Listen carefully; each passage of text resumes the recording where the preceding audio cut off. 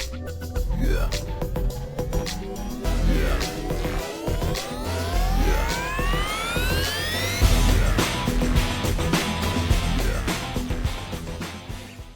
What's going on, everybody? Welcome to the Cornerman _MMA with yours truly, Ryan the Mighty Quinn.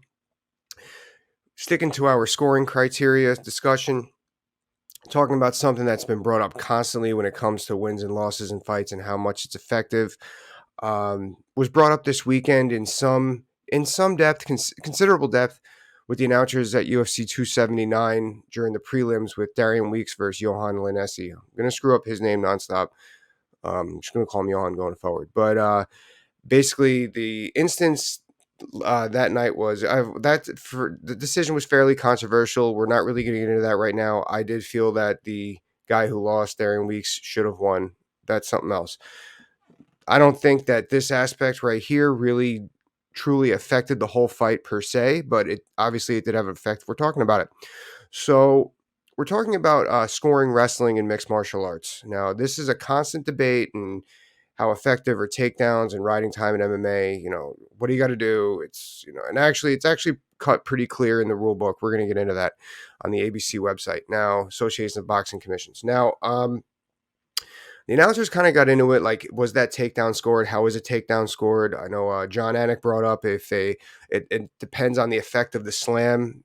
According to the rules, that's not necessarily it, but it kind of that would be the overall aspect of it. So to John's defense, that would be the overall aspect of it. Slam causes damage. How is this takedown overall causing damage? Slams cause more damage than just regular takedowns, obviously. So in essence, judo throws are probably more effective, whatever. But I'm going to go over how I think it should be scored, but I'm going to go over how it is scored and how it interlaps. Now, I think that double legs and single legs should be more heavily scored than they are. I believe that it does take a lot of work to get taken down. It takes a lot of work to get out of that position. It puts you in an automatically undominant position. You're automatically getting scored on by duration once you're on the ground. If they establish control, that's the other thing, is if the control is established. How is control established? Well, a takedown in both wrestling and mixed martial arts is caused by like person's on his hands and knees, 4 points, and you get that waist lock, you get that wrist control. As soon as you get wrist control, it's lights out. So but anyway, I texted Mike Mazzulli about it, and he brought up good points. So I'll just read his responses. I described, I don't think he was watching, he was away, but I described the instance and what would be scored. So his first things: takedown, yes, but remember damage. Was there any damage? In this aspect, I didn't particularly see damage. Yohan stood right back up. He didn't show any he didn't show any cause for wear, holding on as if he was slammed. When I think of a slam doing damage, I think of breaking ribs. That has happened. Sometimes a knockout too. And then I kind of said, he said duration on top if slam is landed. So basically, if slam is landed on top. So basically, if he landed on top and established control, then you're now establishing duration in the fight. Now, let's remember, this is 3 rungs down. These are tiebreakers. We're looking for damage first. If there's no damage, then we look for the duration. I was a little surprised that he skipped over dominance there, but then he said, if that's all in the round, would he win? Okay, so what does he mean by that? So what he's essentially saying is, let's say nothing else happened in the round. If he had the takedown and then he came back up, then that would be duration because he's trying to push the fight to another direction.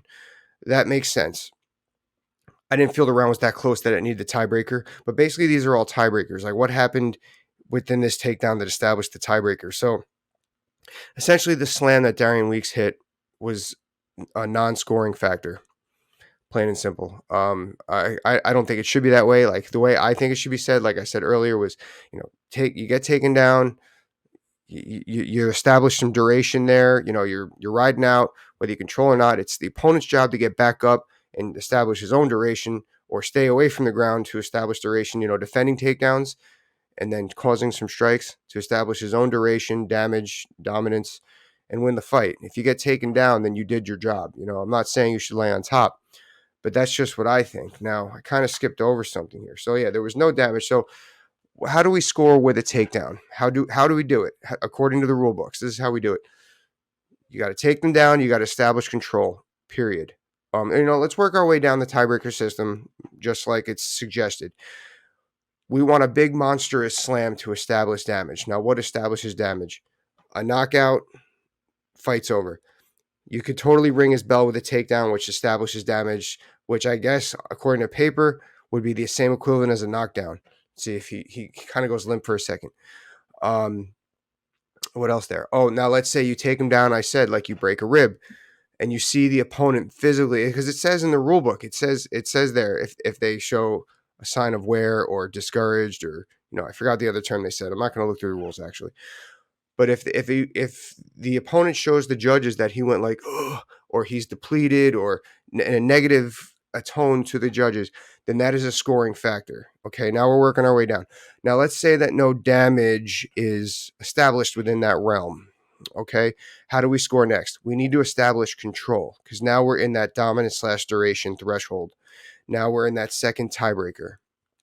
I see this is where I don't like where it's done with the rules, because let's say one person only hits 5 takedowns in a round only. That's a lot. And one person only does 5 jabs in a round. Essentially, they scored the same amount. That's what it says in the rules. Now, by takedowns, I mean takedown, they come back up, takedown, they come back up. I think that the person who establishes 5 takedowns has done more work than somebody who's jabbed. I mean, I'm willing to listen to how that's BS, but that's just how I see it.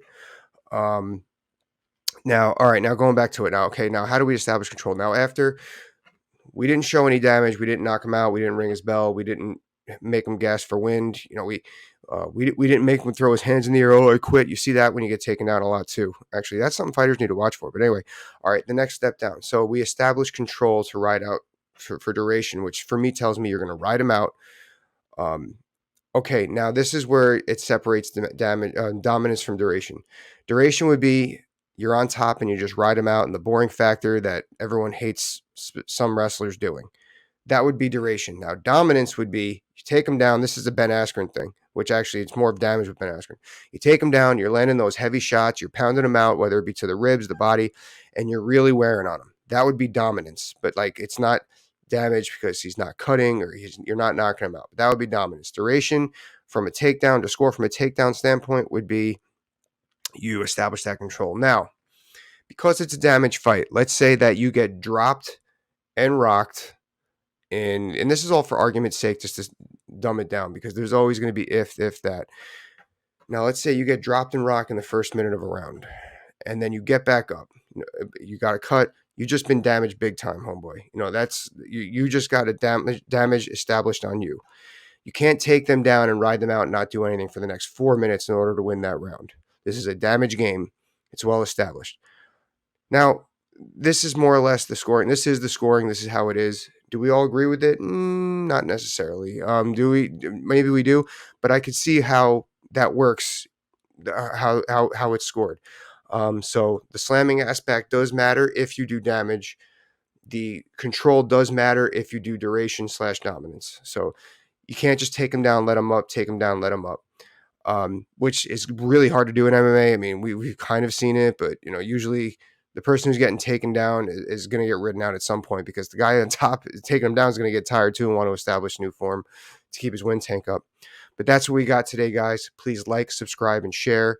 Comment any other examples of takedowns being scored or not being scored that was in an iffy situation. Love listening to all of it. Thank you so much. See you later this week. Bye.